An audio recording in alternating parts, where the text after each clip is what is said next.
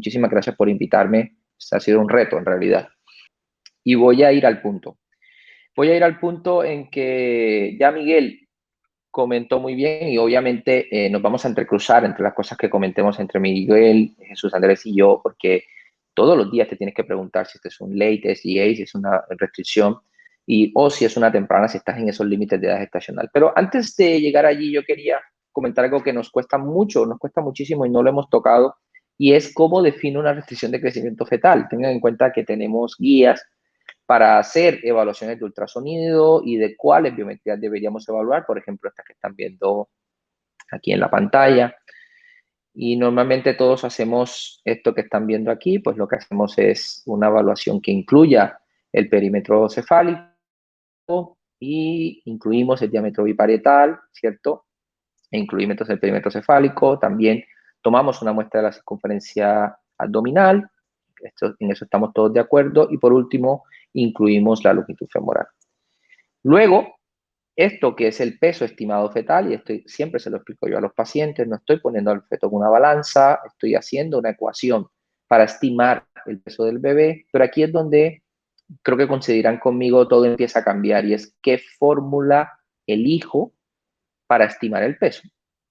Y luego de todo este abanico de fórmulas, pues cómo interpreto esa estimación de peso, ¿no? Aquí ya son 435 gramos. Si yo utilizo esa curva de Hadlock, le diría a la paciente que es un percentil 24. Pero recuerden que también tenemos otra discusión, o no una discusión, sino también tenemos un cambio de panorama, y es cuando hablamos con nuestros tetras. Porque cuando tú llevas al feto al final de la gestación y dices a la paciente que te parecía que era una restricción de crecimiento fetal y estabas haciendo seguimiento con Doppler y tal, y te llevas la sorpresa de que en neonatología o pediatría dice que, bueno, que utilizan un criterio diferente y que para ellos no es un bebé pequeño. Pues nos encontramos con ese problema todavía, y hay que recordar nosotros, transmitirle a nuestro equipo para tener ese diálogo fluido con nuestros amigos de pediatría, y es que las curvas neonatales utilizadas o construidas con neonatos, hablo de neonatos, un neonato que nació a las 28 semanas no puede ser tomado como una referencia, por lo cual los obstetras utilizamos estimaciones fetales para decir cuál es el crecimiento fetal. Y esta figura lo que les está mostrando es en negro los rangos de peso al nacer, teniendo en cuenta como referencia los pesos neonatales cuando yo lo comparo con pesos estimados fetales. Por lo cual, un concepto muy, muy importante es que una cosa son las curvas fetales y otra cosa son las curvas neonatales, y allí nosotros debemos tomar las curvas fetales y nunca utilizar curvas neonatales para decir si sí o si no el feto tiene o no una restricción de crecimiento. El otro problema que tenemos es que si mi colega del hospital de al lado, de la otra consulta, utiliza una referencia y yo utilizo otra, y por último, en el hospital donde referenciamos la paciente utiliza una C, el mismo peso estimado fetal va a comportarse en unas curvas completamente diferentes. Y eso es un problema de confianza en nuestro colega, es un problema que generamos de confianza en nuestros pacientes si la misma evaluación genera diferentes interpretaciones, ¿no? Y esto se puede explicar porque las curvas de crecimiento han sido construidas con población diferente. Por lo cual, fíjate cuántas diferencias hay. Tenemos 91 diferentes curvas de crecimiento fetal publicadas, y un concepto que quisiera compartir con ustedes es que es diferente. Yo quisiera que si todos entendiéramos, si yo estoy utilizando una curva, si esa curva se considera una referencia o si esa curva se considera un estándar. Cuando hablamos de una curva de referencia, estamos diciendo una curva que fue construida en un momento específico. O sea, lo que yo respondí fue cómo crecieron los fetos en ese momento, en ese punto. Un ejemplo clásico es la curva de Hadlock. Fue construida en una población en Texas con mujeres de raza blanca, y con esos crecimientos pues tratamos de estandarizarlo al resto del mundo, ¿no? Una curva estándar es una curva que tiene otra pregunta. La curva estándar se está preguntando cómo debería crecer un feto, cómo debería crecer, y el diseño es diferente porque se busca incluir población óptima, excluir población patológica, incluir de diferentes etnias, de manera que definamos el debería ser y no cómo ha sido en un momento para compararlo.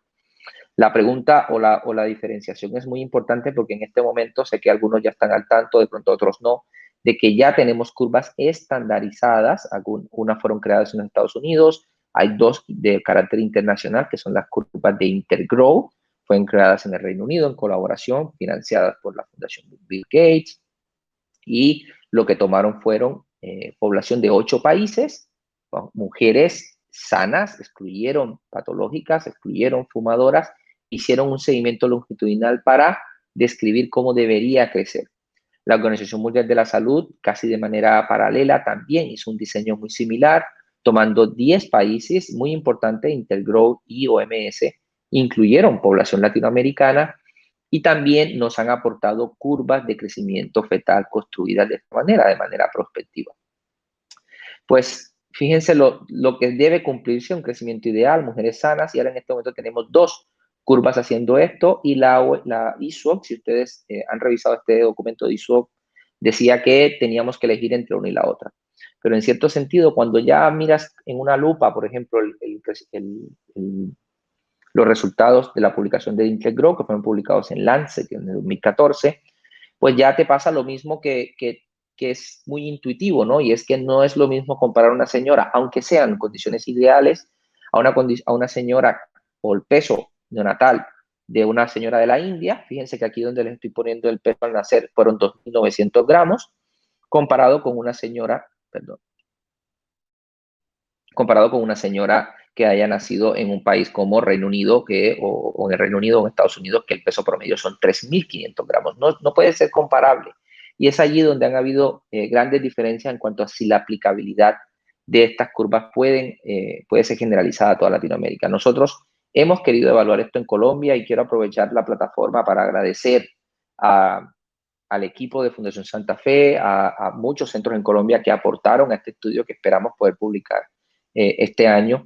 Y básicamente lo que hicimos fue comparar el desempeño de las curvas de crecimiento fetal, las 2 estándar, las que les estaba presentando, Intergrow y las curvas de la OMS. Es un estudio de cohorte, yo creo que de manera muy orgullosa podemos decir que hemos incluido pacientes de Colombia, Perú, México, Chile, 68.000 nacimientos, creo que sería el estudio más grande evaluando en Latinoamérica qué curva de crecimiento fetal debería iniciar. Y aquí quiero resaltar al doctor Jesús Andrés Benavides y obviamente a Miguel y al equipo que hizo parte y aportó a los 40.000 nacimientos que tenemos de Colombia. Y también tenemos colegas de Perú y Colombia de Chile, al doctor Mauro Parra y al doctor Sepúlveda. Pues quisiera comentarles los resultados de manera muy rápida. Lo que hicimos fue comparar esas 2 curvas para ver cuál identificaba más restricción de crecimiento fetal. Este es el artículo que ya empezamos a submitir al American Journal of Obstetrics and Gynecology y fíjense la cantidad de población que tenemos, Colombia, Perú, México, Chile. Obviamente tenemos diferentes porque somos diferentes poblaciones, tenemos diferente en educación, tenemos diferencias en nulliparidad, pero esta es la gráfica que quería compartir con ustedes y aunque se ve muy compleja, en realidad lo que te quiere mostrar es que lo que ven en el círculo azul, cuando yo discrimino cuáles fueron identificadas por una curva y cuáles por la otra, pues en el círculo azul pueden ver que estas fueron las identificadas solamente por Intergrow, mientras que en el círculo blanco fueron las identificadas por OMS. O sea, este diagrama de Ben lo que te está diciendo es que la OMS identifica todas las pacientes como fetos pequeños que identificó Intergrow, pero además identifica una población adicional. Y la figura del lado lo que te quiero decir es que aquellas que identifica Intergrow, que identifica OMS, pero que Intergrow se le escapan, esas pacientes también tenían un aumento en la morbilidad perinatal, que lo podemos describir como un aumento en el Apgar bajo por a los 5 minutos o un índice ponderal alterado. Mensaje concluyente es que OMS en una población latinoamericana, 70.000 nacimientos, incluyendo pacientes de toda Colombia, Cali, Barranquilla, Cartagena, Bogotá, Pereira, es capaz de identificar más fetos pequeños comparados con Intergrow. Y me parece que es muy importante. Ahora, si hacemos la pregunta que decía Miguel, ¿esto nos va a ayudar solamente a hacer peso estimado fetales a reducir la morbilidad perinatal? Y tristemente no. Y estas curvas lo que les quiere mostrar es que el valor predictivo positivo para resultados prenatales adversos de solo crecimiento fetal es muy, muy pobre, pero aún así OMS es mucho mejor que Intergrow. Y estas figuras para mostrarles que la distribución, ¿por qué está pasando esto? Parece ser que Intergrow pues subestima la frecuencia de IUGR. Esto se ve en esta figura. Fíjense cómo Intergrow se va como hacia la derecha, tiene más distribución de fetos por encima del percentil 50, ahí en naranja, comparado con OMS, que es una distribución muy similar a través de todos los percentiles. Esta es la conclusión, pero no, discúlpeme que haya tomado este punto porque sé que vamos a hablar de RCIU precoz, pero es que no podemos seguir hablando de RCIU precoz, tardío o PEC si todavía no nos ponemos de acuerdo en lo más importante, y es qué curvas vamos a utilizar y cómo vamos a interpretar los percentiles. Yo no estoy dando aquí obviamente la respuesta final, pero sí que queríamos aportar a esta discusión. Sigamos entonces ya en el tema, ¿no? Ya yo tengo al feto, ya decidí utilizar las curvas de la OMS, espero que en algún momento nos pongamos de acuerdo en esto. ¿Qué es importante en cuanto al RCIU precoz y al RCIU tardío? Y lo mencionaba Miguel, pero yo creo que en estos dos estudios que ustedes los han revisado seguramente, o bueno, son los dos estudios que más nos están orientando en este momento de cómo manejar esas dos restricciones. Lo que quiero resaltar es que la muerte intraútero en el TRUFFLE fue del 3%, o sea, que fue bajita, si te pones a pensar, o sea, una mortalidad del 3% en una patología que siempre describimos como muy severa, pues a mí me parece baja. Y si te pones a pensar, en el RCIU tardío, el Digital no mostró ninguna mortalidad. Y lo que quiero decir aquí es lo que Miguel muchas veces, y tenemos que ser repetitivos, yo creo que sí, hay que utilizar un solo protocolo. Y lo que ha descrito de por qué estos estudios tienen tan baja mortalidad es que utilizaron el mismo protocolo en diferentes instituciones. Un protocolo en el que nadie se salía de allí, ya sea que venga un doctor A, un doctor B, o la escuela A o la escuela B. Esto ya también lo hemos comentado, y es que mi problema en la restricción temprana, Jesús Andrés va a comentar un problema diferente, y es el diagnóstico. Pero el problema en la restricción temprana no es el diagnóstico. Es muy raro que se nos escape una restricción de crecimiento temprana, independientemente de qué curva use. Lo que más nos produce dolores de cabeza en la restricción temprana es la respuesta a la pregunta, ¿debo finalizarlo sí o no? La segunda pregunta que tenemos es, ¿tengo una insuficiencia placentaria que se me asocia a preeclampsia y resultados prenatales adversos? Esas son las dos preguntas que debemos al final, y fíjense que tenemos un caso muy bonito de poder contestar. Y todos sabemos que en la RCIU hemos podido describir unos estadios en el cual, asociados a los parámetros Doppler, yo puedo decir, uno, estadificándolo, puedo decir cómo lo voy a seguir, o sea, si tengo que seguirlo 2 días por semana, si tengo que seguirlo semanal o 2 veces, o dependiendo de la severidad de esos cambios Doppler, pues yo puedo definir si debo o no finalizarlo. Ya lo comentaba Francés, y es lo primero que yo debo entender es cuál es el riesgo de mortalidad perinatal. Y allí seguramente discutiremos que el riesgo de mortalidad perinatal es diferente dependiendo de en qué institución me encuentre. No es un parámetro universal, es diferente finalizar un feto en Fundación Santa Fe seguramente que en una de las regiones de Colombia que tienen menos adelantos tecnológicos, por así decirlo. Y es diferente finalizarlo en Kenia que finalizarlo en Houston. En ese sentido, lo que yo debo entender de mi unidad es cuál es la probabilidad de muerte en mi centro. Yo debo tener esos números claros antes de hacer la asesoría. Obviamente, no va a haber una discrepancia de 4 o 5 semanas, pero en mi centro yo debo entender cuántos niños por debajo de 1 kilo salen bien, intactos de mi unidad, antes de yo meterme en este protocolo, y por eso es que hay que adaptarlo a la realidad de cada centro. Y en ese sentido yo utilizo mucho este ejemplo, esta analogía, y es que la restricción de crecimiento es como estar en un edificio en llamas. Yo lo explico de manera muy sencilla, pero es que tenemos que acercarnos a nuestros pacientes y le digo, mira, pues estamos en un edificio en llamas en donde la restricción de crecimiento precoz, dependiendo del tamaño de la etapa en la cual yo me encuentre, pues en ese momento ese es el riesgo que yo voy a tener. Quiere decir esto, que si a mí me pasa una restricción de crecimiento a las 26 semanas, yo puedo o quedarme ahí, ¿vale? Y morir, o puedo intentar saltar de este edificio, y también el riesgo, la probabilidad de sobrevivir es más baja. Por lo cual, lo que nosotros le damos a los pacientes es la posibilidad de ir bajando en escalones de este edificio en llamas para tratar de mejorar la sobrevida. Por lo cual, si yo estoy en estadio 4, la única indicación de que yo salte de ese edificio pensando que me puedo matar, de que mi sobrevida no va a estar buena, es que encuentre estos hallazgos. Básicamente que tenga a estas semanas un ductus reverso, o que tenga unas desaceleraciones claras, o que tenga una pérdida de bienestar fetal. Es lo único que a mí me indica decir que voy a tomar el riesgo de sacar a este bebé a pesar de que sepa que el riesgo o las consecuencias de la prematuridad van a ser muy grandes. Obviamente, a medida que vayan avanzando en edad gestacional y que yo pueda mantener esa gestación, pues el riesgo es menor, y aquí en el estadio 3 van a haber otros criterios en este sentido, pues el ductus pulsátil o la umbilical reversa, que me van a permitir decir, bueno, pues yo lo finalizo, o si puedo avanzar. Obviamente el objetivo de todos es que lleguemos a la base de este edificio y podamos a la semana 37 decirle, señora, a pesar de que teníamos un compromiso muy severo, pues pudimos avanzar dependiendo de los parámetros Doppler. ¿Qué protocolos se han publicado recientemente? Pues hoy ya tenemos las recomendaciones de DaySwap, y yo solamente me voy a centrar antes de las 32 semanas, como lo estaba comentando Miguel. Y fíjense que la influencia del estudio TROFOL ha sido muy grande, y en este momento, fíjense cómo de 24 a 26 depende de tu unidad, depende de tu centro. Señora, es que en mi centro ninguna paciente ha sobrevivido a las 25 semanas de finalización, por lo cual lo siento mucho, es un escenario muy complicado, pero yo estoy seguro que si lo sacamos va a fallecer.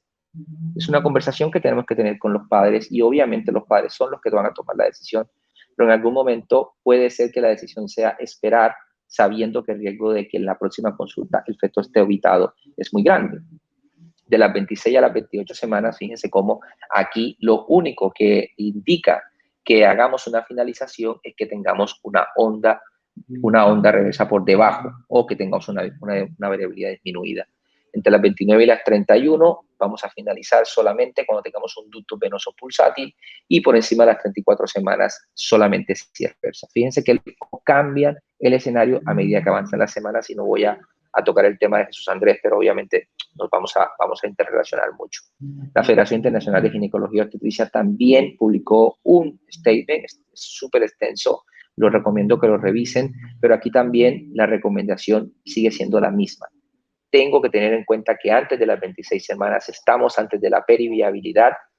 Debemos hacer un manejo individualizado de padres, y solamente considerar una finalización si tenemos más de 500 gramos y si tenemos alguna experiencia en nuestro centro.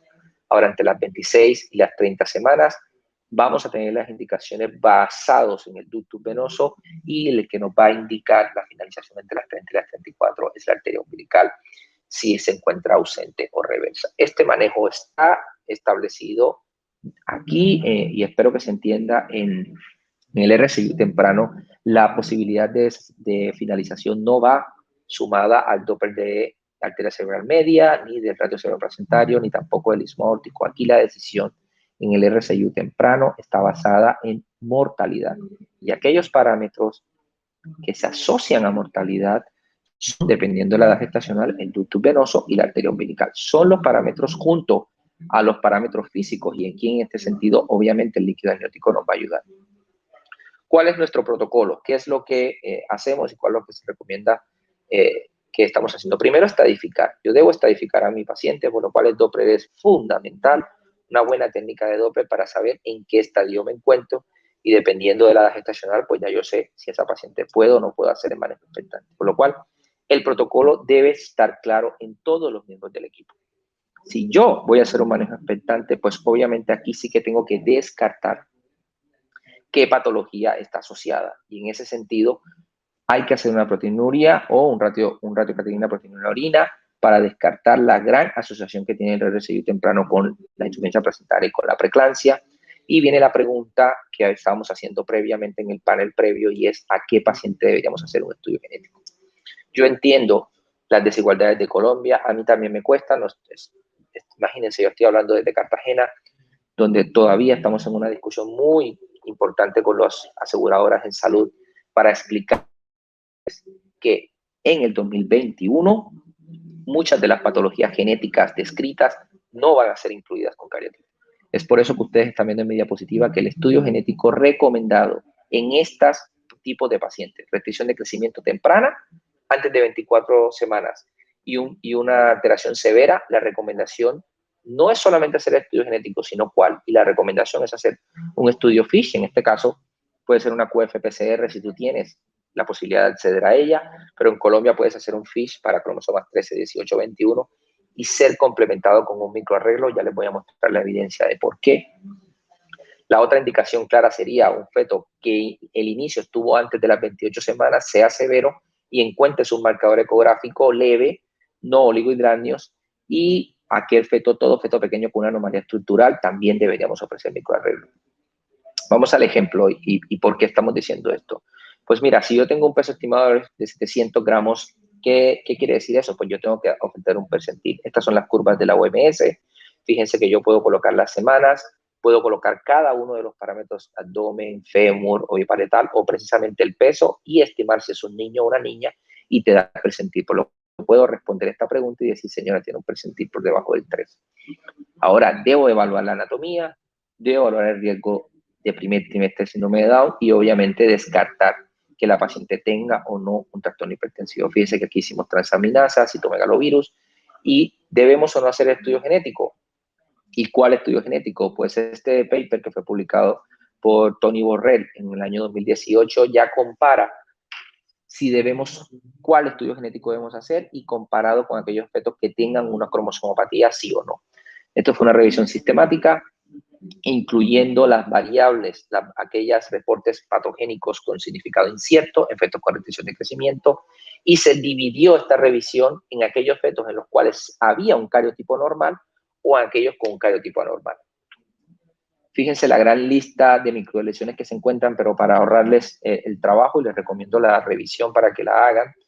Si comparado con solo usar cariotipo, si en tu práctica estás usando el cariotipo y es una limitación que no puedes resolver, por lo menos debes explicarle a tus pacientes que comparado con usar cariotipo, utilizar un microarray aumenta un 4% más de detención de microdelecciones si el feto es una restricción aislada. Pero si es una restricción asociada con una malformación, aumenta el 10% de hallazgos de microdelecciones o microduplicaciones y vas a tener un cariotipo normal, repito. ¿Cuáles son esas alteraciones de microdelecciones más frecuentes? Pues la duplicación del cromosoma 22, también la delección en el mismo, y también así como el síndrome de Guillain-Barré, que obviamente también viene asociado con alteraciones morfológicas, pero mi punto aquí es que este tipo de alteraciones van a tener un resultado de cariotipo normal.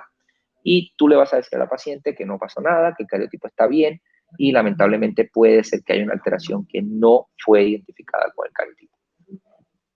Siguiendo con este manejo sistemático, sigo, pues ya descarté las malformaciones, ya hice un estudio cromosómico, a qué feto y cuáles alteraciones de infecciones debería yo evaluar.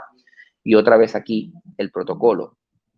Hay que mirar, y sobre todo en nuestro medio, yo sé que también algunos de ustedes después del cierre de la pandemia habrán visto el aumento en los casos de sífilis, por lo cual sí que hay que mirar sífilis, hay que mirar rubeola, hay que descartar, sobre todo en nuestro medio, la presencia de malaria, y el estudio de citomegalovirus lo indicamos de dos maneras.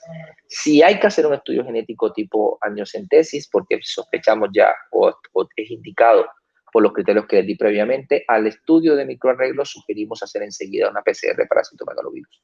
Si no está indicada y no vas a hacer una amniocentesis, pues hacer en aquellas pacientes serología IgG, IgM, y dependiendo del resultado, por ejemplo, en aquellas pacientes que tienen una IgM positiva, allí sí que sugerimos hacer una PCR para citomegalovirus en líquido amniótico. Todos sabemos la gran importancia que tiene citomegalovirus, es la infección congénita que más se asocia a pérdida neurosensorial de la audición en nuestro medio, por lo cual es importante que siempre que estés al frente de una paciente con una restricción de crecimiento temprana, no se te escape hacer este estudio o descartar la patología asociada a infecciones. Pues siguiendo con este caso, y si ya yo no tenía alteración con citomegalovirus, pues ¿qué prueba debo hacer ahora para definir el manejo? Pues el manejo se basa en que yo debo hacer y recaer en un protocolo que tenga Doppler. Entonces, ¿cuáles debo de hacer? Pues en este caso debemos hacerlas todas, porque debo estratificar en qué tipo de RCI severo me encuentro. Otro punto que estaban preguntando o que estábamos comentando en el módulo anterior. Si tiene un CID severo por debajo del percentil 3 o superior, recomendamos hacer una neurosonografía y recomendamos hacer una ecocardiografía. ¿Qué parámetros pensamos que son importantes con ecocardiografía? Vamos a repetir algo de lo que ya comentamos previamente, pero está bien, en el sentido en que ya, fíjense que ya hemos descrito, bueno, la doctora Fátima ha descrito los fenotipos asociados a cambios cardiovasculares. Y fíjate, este feto que tiene unas 27 semanas y un RCI estadio 1, Si haces una ecocardiografía, ¿qué vas a encontrar? Era la pregunta, pues lo que comentaba Miguel, vas a encontrar un ratio cardiotorácico aumentado, vas a encontrar un corazón esférico, vas a encontrar un grosor de la pared muy engrosado y además, pues vamos a evaluar estos parámetros que son MATSE, TAPSE y el índice de TI. O sea que vamos a buscar en un feto con restricción de crecimiento, que era severo, que en ese momento está como estadio 1, pero también vas a encontrar cambios en la función cardíaca y cambios en la remodelación. Ya esto lo comentamos, pero me parece importante saber que esto no es subjetivo, o sea, no es que me parece que está engrosado, ya hay curvas publicadas,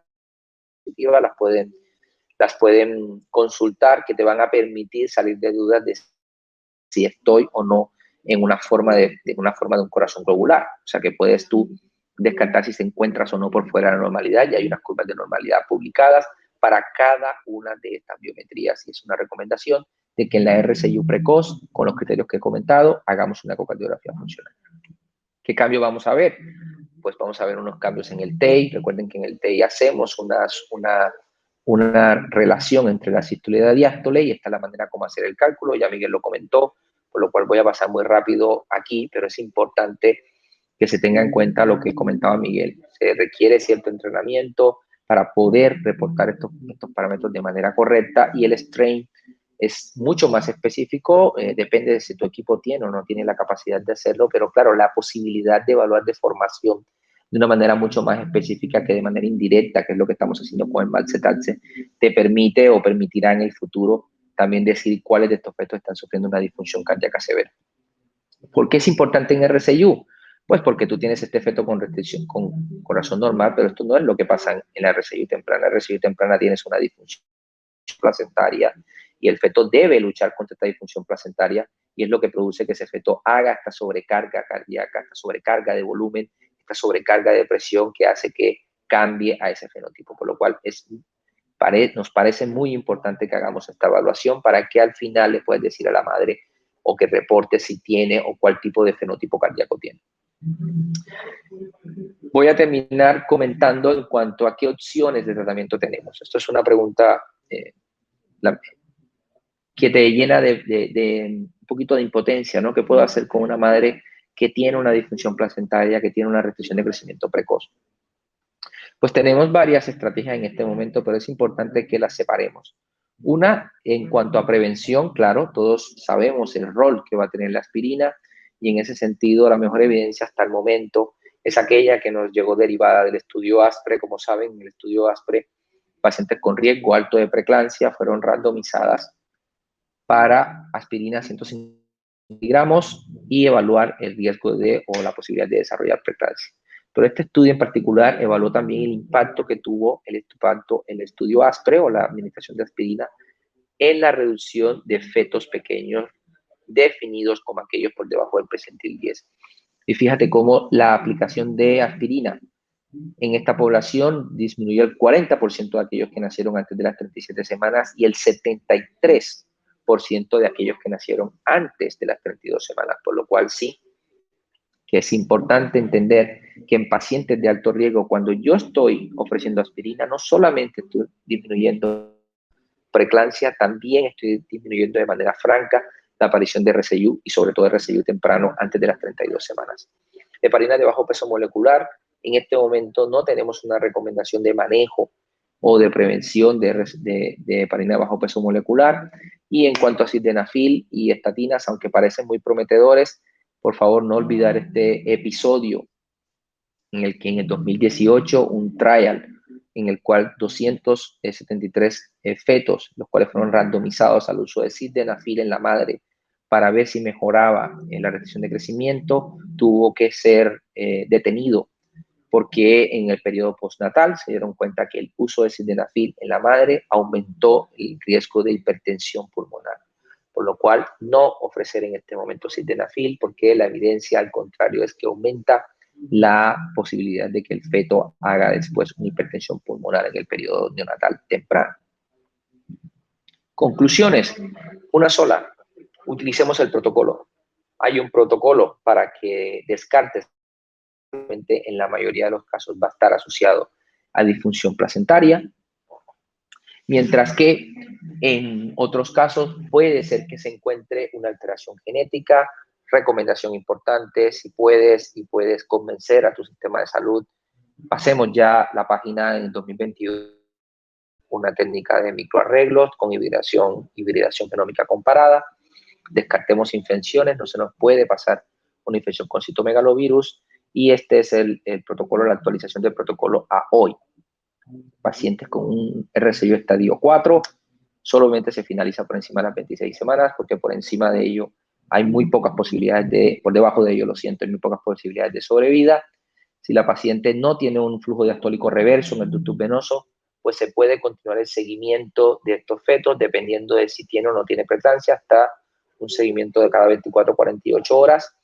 Y aquellos fetos que no tengan este criterio y que sean un CIR estadio 3, o sea que puedas hacer el diagnóstico basado en la arteria umbilical, solamente el hecho de que se encuentre un flujo diastólico reverso en la arteria umbilical o un flujo diastólico ausente, no pulsátil, ausente en el ductus venoso o un ductus venoso pulsátil, fíjense que son dos parámetros diferentes cada uno, o pulsaciones en la vena umbilical, si tiene más de 30 semanas la finalización por vía alta. El CIR estadio 2, desde nuestro centro se recomienda la finalización cuando tiene un flujo diastólico ya ausente en la arteria umbilical, o si no, mantener el manejo expectante de estos casos hasta la semana 34, y ya lo comentará más adelante Jesús Andrés cómo seguimos los pacientes con RCI tardía.